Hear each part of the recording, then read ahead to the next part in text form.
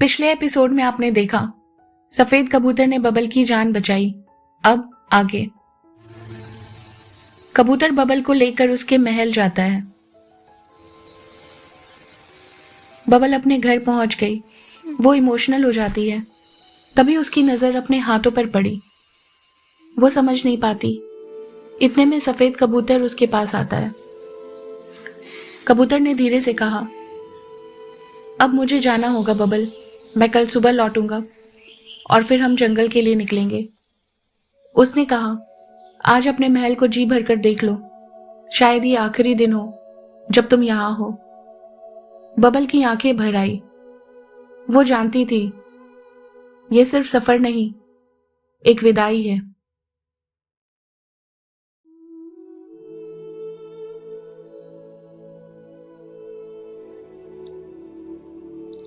Bubble बस चैन से अपने रूम में सोना चाहती थी।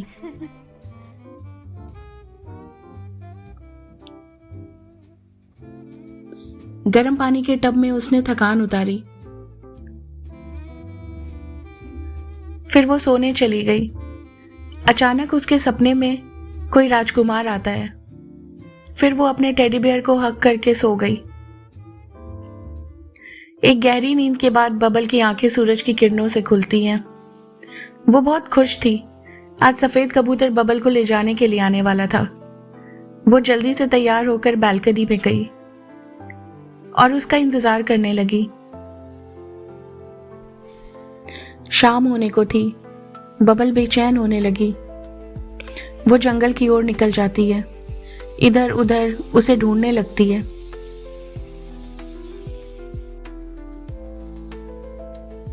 फिर निराश होकर वापस लौट आती है। अगली सुबह सफेद कबूतर आ गया। बबल की खुशी छुपाए नहीं छुपी। दोनों जंगल की ओर निकल पड़े।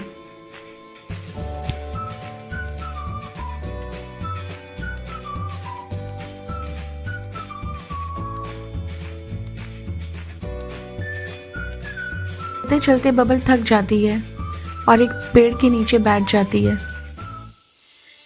तभी एक सेब गिरा और जब उसने चारों ओर देखा तो फल ही फल थे। उसका खुशी का ठिकाना नहीं रहता।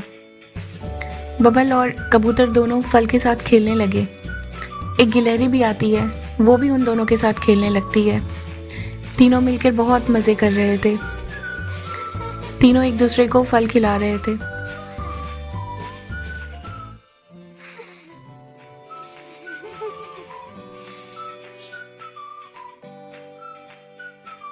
तभी वहां पे कोने में एक बंदर नजर आता है।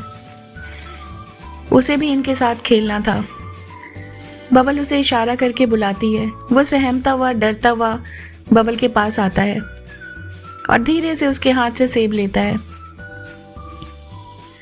फिर तीनों घने जंगल की ओर निकलने का फैसला करते हैं। काफी अंधेरा हो रहा था। अजीब अजीब सी आवाजें भी आ रही थी। फिर भी बबल थोड़ा घबरा रही थी। उतने में अचानक उसे एक गुफा दिखती है। उस गुफा से एक बड़ा चमगादड़ निकलता है और जोर से आंधी चलने लगती है। बबल बहुत घबरा जाती है, मगर वो रुकने का फैसला नहीं करती। जंगल का राज गहराता जा रहा था।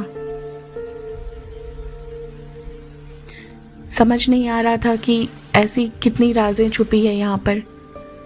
आगे क्या होता है जानने के लिए देखते रहिए बबल की जादुई दुनिया।